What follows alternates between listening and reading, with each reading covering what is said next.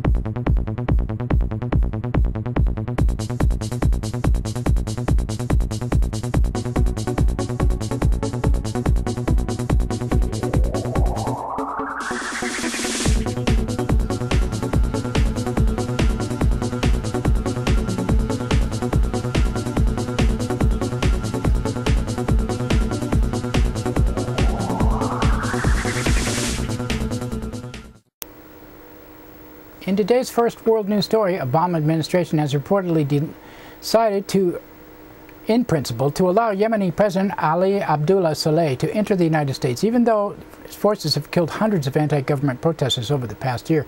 According to the New York Times, Saleh could arrive in New York as soon as this week for medical treatment for problems stemming from the near-fatal bomb blast in June at his presidential complex.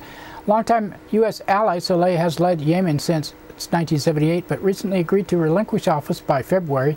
News comes just days after Yemeni security forces opened fire on protesters in Yemeni capital of Sana'a Saturday, killing at least 9 protesters. One of the protesters said, "What has forced us to take to the streets in this process is the negligence of the politicians. They have turned our revolution into a crisis. They don't want to recognize our revolution. We haven't come out because we want to share the power and the regime. We want the whole regime to be completely overthrown." Arab League observers have reportedly arrived in the Syrian city of Homs just one day after government forces descended on the area, allegedly killing dozens of people.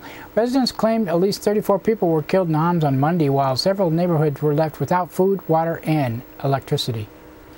50 observers arrived in Syria on Monday. They will reportedly tour the country in teams of 10 in an effort to assess the condition on the ground.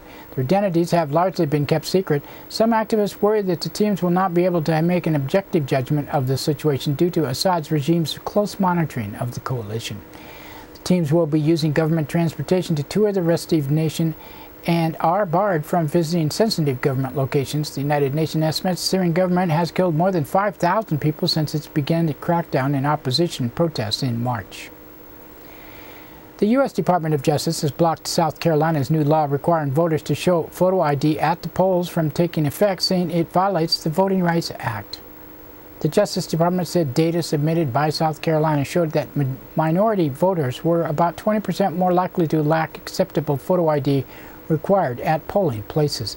Backers of the South Carolina new voter ID law says it is needed to prevent voter fraud, but the state did not submit any evidence to the Justice Department showing that the voter fraud was a problem. And in related news, a 93-year-old Tennessee woman who worked as a maid in the state capitol for 30 years says she has been told she can't vote in the upcoming election because of Tennessee's new voter ID regulations.